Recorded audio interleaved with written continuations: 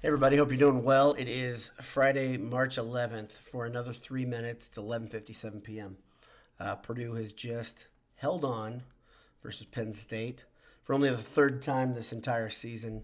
They won a game where they didn't reach 70 points. Final score 69-61.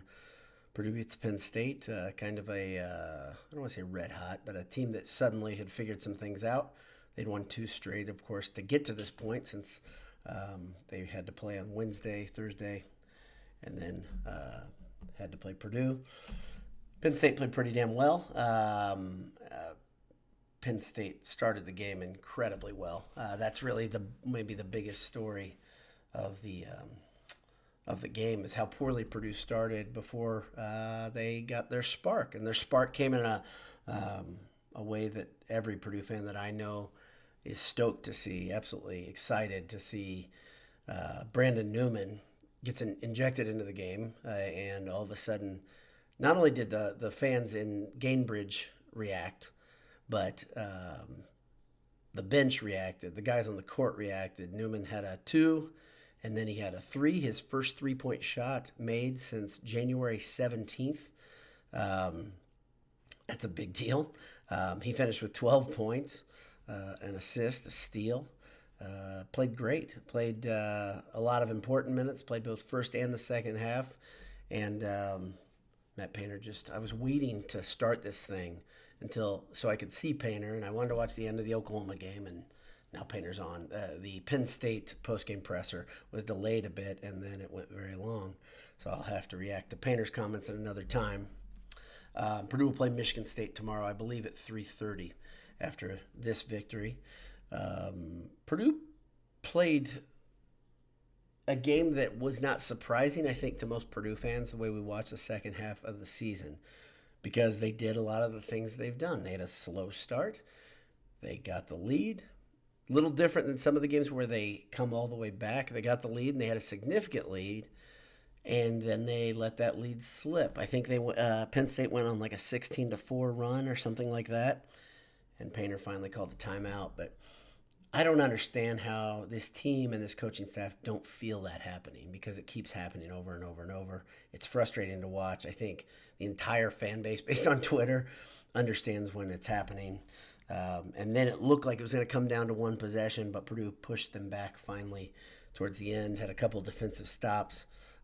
Williams had a couple of big plays. He had a great play on defense, a block shot, which is, it was a great play. He kind of slid down to the baseline, absolutely tossed one of the Penn State players into the fifth or sixth row. It was awesome. But let's go through the stats a little bit. Like I said, Purdue wins 69-61. Record on the season right now, 26-6. And according to Ken Palm and the net, and even Haslam, I don't think Haslam updates his equation, but from the beginning of the day, if I'm reading this correctly, Purdue has actually lost ground. And this is one of the problems Purdue's in. I think most Purdue fans wanted to see Purdue get a chance at Wisconsin. Well, Michigan State wins, so now Purdue gets a chance at Michigan State. And the problem with that is, according to the computers, if I'm understanding everything correctly, Purdue doesn't have really much of a chance to gain ground in the net. Sure, the human perception might be good of Purdue right now, which is good, but beating Penn State, then beating Michigan State doesn't do much for you when it's just a non-emotional computer looking at it, because both those teams are significantly lower than Purdue. I think Wisconsin and in one of the algorithms they were flirting with Purdue, but they actually screwed themselves up too with that Nebraska loss. So Purdue is really in the position right now. This is really interesting. If they go Michigan State and even Iowa or IU, they will not, according to the net, I don't think they'll gain any ground at all. So this is one of my issues. You guys know, you've heard me say this, I don't like the Big Ten tournament, but exceptionally this year, Purdue could literally come in a 3, end up a 3. I think if they get to the championship, if they win one more game, I don't know how you can't give them the 2, because a lot of other teams are losing, a lot of other teams that are in that top 10 to 8 to 10 range. But we'll see. I mean, I never know what the committee's thinking, and neither do you, because it's kind of a moving target. You don't know what they're going to stress that year until after they've already made their picks. Some years it's the body of work. Some years it's how they finish the season. Some years it's if they didn't have any bad losses. Some years if they have generally the good wins over shadow the bad losses. Jay on the show or on the site is convinced Michigan is out because of some other moves. IU getting in specifically. It looks like IU solidly put themselves in the field. I don't think I am in that camp where I could say Michigan's definitely out. I just am not because of based on what I've seen and what the media thinks of Michigan and what some of the computers think of Michigan. For some reason, I still think Michigan's going to get in. We'll see. We'll see, and we're not far away now. Right now, it's Saturday. It's crossed into Saturday, so we've got one day tomorrow, Sunday afternoon, Sunday evening. Purdue will get their marching orders for what we've all been waiting for, the NCAA tournament. Okay, now I get to the stats. I apologize. Gillis had a pretty quiet game, but he was doing the little things like he is known to do. 4 points. He had 5 boards, 3 assists, 2 steals. Still stuffed the box a little bit. Edey had a great game, but really started off poorly. He missed a lot of shots early. He was getting absolutely clobbered. There are people on Twitter, multiple people, not calling out one person, but it's about 5 to 6 people that always get after me when I call out something that the officials do. And yet, these people don't tweet at me when they watch Edey get his ass kicked for 40 minutes or 30 minutes or 20 minutes, however long it is he plays that day. Edey absolutely gets demolished. Edey got grabbed around the waist and they didn't call an intentional. That's absolutely an intentional by rule. Here's the other thing. When people want to do that to me about rules and officiating, I don't care. I don't tell you what I did. I coached high school basketball. I understand basketball rules. I'm also a fan. I'm passionate, and I get pissed off when things don't go the way they should for Purdue. I think officials stepping in the way and calling a game poorly is one of those things that's kind of out of Purdue's control. But again, all this stuff, the fact that it happens over and over and over, these trends are Purdue. This is what Purdue is. Purdue doesn't take the officials out of the equation by simply taking games over. They just don't do it very often, sadly. So back to the stats. Like I said, Edey, great game in the second half, really. He kind of asserted his will a little bit more in the second half. 15 points, 5 boards, 2 blocks, 2 important blocks, too. That's pretty good to see. And he seems to be blocking shots with more regularity than he was at least early in the season. Towards the end of the season, he started figuring some things out. Ivy had a solid game, 17 points, 7 rebounds, 2 assists, a steal. Turnovers down a little bit, too. Had a couple shots that, again, you guys saw the ones they're way early in the shot clock. He's shooting a 3 from very deep, and as Painter has always said, that's as bad as a turnover. He goes 1 for 4 from 3. Purdue shoots the 3 35.7%, but they did a big thing that you guys know is my pet peeve, and I think an important thing, and this stat may be extremely important tonight. They hit 70% of their free throws, went 12-17, 70.6. That's my breaking line. I told you guys that's what I think Purdue needs to do every game to be successful. But let's see. Hunter played a solid game. Hunter is playing good basketball. There's no other way to say it. He's been solid for the last month and a half or so. He's knocking down big shots. He was 2 for 3 from 3. He had one where he hit a 3 and got fouled. He missed the free throw, but a big opportunity. And I was listening to the radio at that point. I had a commitment earlier in the evening, and so I was in transit. And Rob Blackman absolutely went ape, whatever, when he hit that 3 and it was counted. And he got the opportunity to miss the free throw. Stefanovic, very quiet night, 2 points. 0 for 3.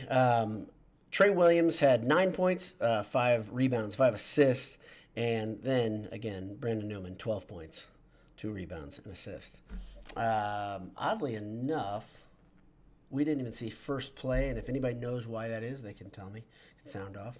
But I plan on watching this press conference. It's on right now in my office here, and maybe have some things I can glean and take away from it. But looked like a great atmosphere. I had an opportunity to go to the game multiple times. People said, "You want to come?" I got tickets. I don't like this event. It's right there with the Crossroads Classic for me. And they showed on TV why I don't like it. I don't know if you guys saw it. It was just like half the arena down low was IU fans. I don't want to be around those people more than I have to. Good friend of mine, one of the people that offered me tickets, is an IU grad, but I think he's an exceptional person. He's not like the rest of them. So, but I still didn't go. I don't. I don't love this event. I do remember when Purdue won the Big Ten tournament back when the Baby Boilers were sophomores, I believe, because you had Grant and Kramer. I think they were sophomores. But that was a super fun. It was ironic. That was a very fun thing for me to watch, but at the same time, it was like the end of my love affair with the idea of the Big Ten tournament being important because Purdue got that and they didn't change their seed at all. T. Rick says BTFU, great win. Glad to see Newman play more. Now they need to play IT less. Well, there's only so many minutes to go around. We all know that, and that's that's kind of the thing that Painter has to figure out. I'm glad Newman got in though. It literally warmed my heart. Love to see that. Ben Gloyd says, "Do you anticipate first playing at all against MSU?" I do. I don't. I mean, maybe I need to do some homework, but yeah, I absolutely do. I anticipate him to play today too. So, but like again, there's only so many minutes. I'm a little surprised he didn't. But when Gillis is doing that, lunch pail thing, which he does every game, it's kind of tough to get him off the court. But that's, you guys have figured out, that's the guy who spells Gillis. So only so many minutes, but I like first on the court too. It's a bit of a change up, very different game. So okay, so yeah. Okay, it's a good point. It's got to be addressed. Unused Channel says, how about Williams' windmill dunk? And there's a couple interesting subplots on that. So if you didn't watch the game, which you probably did if you're listening or watching live right now, Trey Williams had a great open court steal above the top of the key, anticipated a pass, knocked it away, went down. I thought they were going to call just the foul. Herrer, or whatever his name is, Herrar, from Penn State, the big white power forward center or whatever. He kind of grabbed at him. I thought they called the foul because it looks like Williams gets far ahead and it looks like the ball slips out of his hand. No, they didn't call the foul. There was no whistle. Williams just tried to give the old windmill and the exclamation point on the game, and the ball slipped out when it was at about right, like, I can't do it because I'm not. It was near the backswing of the windmill. It was way early. Ball just kind of flew up. And Williams laughed it off, and then Ivy gave him a hard time. And interesting enough, those 2 points would have helped Purdue cover the spread. I don't gamble. I know a lot of you do. I surely would never gamble on a Purdue game just because I'm already stressed out enough. So, but if you're paying attention, which you probably are, things like that, that kind of stinks. John Younger said, didn't want to tweet this. But my take is Newman is getting IT's minutes, and it makes this team better. Okay, so I don't know if I just narked on you. I apologize, John. But I understand why you didn't tweet it, because I think, it doesn't matter what. If you have a take that is opinionated and it can it all be looked at somewhat negative about a player, sometimes you get people jumping on you. I understand why you say it. I like both these guys. I like this team. Individually, these are awesome dudes. They're just really likable bunch. I wish they had more of a killer instinct. I wish they had the ability to understand what they're doing right when they get ahead. But Painters talked about this all season. They don't have the ability to continue doing what made them great or what got them there. Joe Tiller used to call this riding the horse that brought you, and he would use that not only for personnel but also for the style of play and things that they were doing. Offensive coordinator at that point, Chaney used to always say, "Well, I'm going to call the same play until you stop it." Same idea, right? So when something's working, keep doing it until it stops working. And Purdue tends to go away from their strength when they get leads in the second half of games. It's bizarre, but they've done it all season. And Painter says he doesn't know if they're getting cute, if they're trying to impress somebody, but whatever the case is, they've done it over and over and over. Kevin Pass says the refs have eternally hated us for as long as I can remember. I understand why you say that. I think part of the problem Purdue has, and it's literally been the focal point of Big Ten officiating meetings, is Purdue always has a big 7-footer. Many of the years, they're one of the only teams with one 7-footer, let alone two. And so the refs have tried to figure out how to call the game with those guys. And they're such a focal point with Purdue's offense. These guys need to figure out how to do it. They still haven't figured it out. I'm watching, by the way, Illinois highlights, right? Just came up on cue. Kofi Cockburn comes up there, 7'1", 290 pounds, whatever he is, just a beast of a man. He's probably more than 290. He's such a strong dude.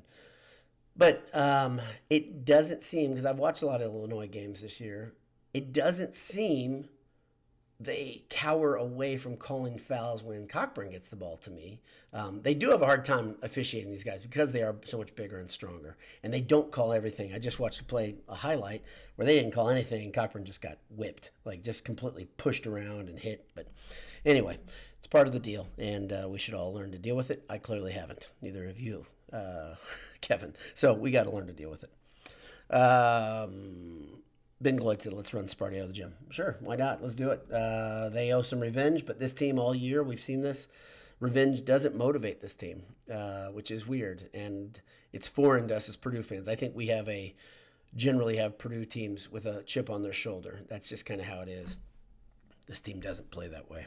They don't get pissed off at losses. They don't bring up the past. They're bigger than me again. So, pardon me. 1 point. That's a good point. Purdue is the only double bye team that advanced in the Big Ten tournament. That's a pretty big deal.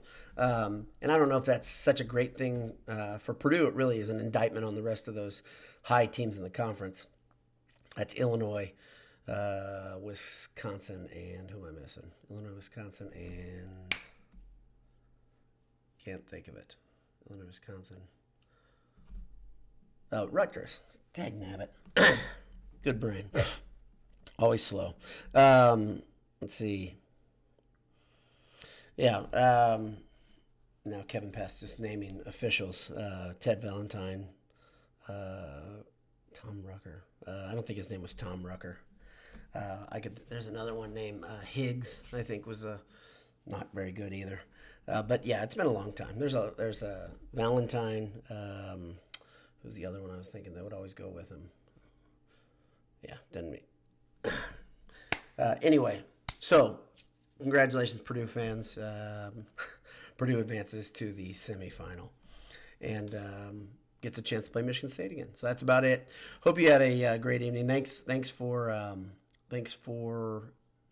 our sponsors. There we go. Got it. Thanks to our sponsors, Gridiron Metalworks, Martin Vintage, and AJ's. They're all great Purdue families. Check them out. I think you may still have time, but Martin Vintage had a sale, free shipping sale today, and you can use that in conjunction with Boiled at checkout. Enter Boiled at checkout, get 15% off plus free shipping. Now you're talking major savings, like you're losing money not going there and buying stuff. And that was a game day discount, so I assume it's still going, but I don't know. I don't know what the good folks at Martin Vintage are doing, but they did send me an email. Not me personally, but you and I. Anybody who's bought stuff from them today saying that was the deal. So you may want to go with that if you're on the edge of buying something. So Kevin Pass just says it's been years of pain, Boiler Dad, years of pain. It's also been years of joy, bro. Things are let's shift our perspective a bit. Do you ever think about things? This is what I'm gonna close on. But do you ever think about things? What it would be like to be a Rutgers or a Penn State fan or a Nebraska basketball fan, even football recently. But the programs that have really struggled and just not won many games in the past decade, that's a tough place to be in. I mean, winter is tough enough, especially if you're living in Indiana like I am and many of you guys are. Gray Indiana winters just kill me. January and February are just absolute dog meat. Horrible, horrible times, but for me. And Purdue basketball, honestly, is one of the best things going for me. So I'm glad to be a Purdue fan. I'm glad that they have had such consistency, and Matt Painter has figured some things out. Every year he seems to figure one more thing out, and but I wish he'd figure out this year when to call a timeout, maybe do it a little bit earlier as a team's making a run and absolutely just kicking them in the groin over and over and over. So I think right now, if I were a betting man, I'd say Purdue still sits at a 3 seed, but I don't know. So that's about it. I'm almost at 20 minutes. That is far too long to talk about this game, and I've done it. And I appreciate you guys being here live and you guys tuning in taped as well. God bless you. Have a great day. Hammer down. We'll talk to you soon. Purdue, Michigan State tomorrow at 3:30 at Gainbridge Conseco Bankers Life Fieldhouse.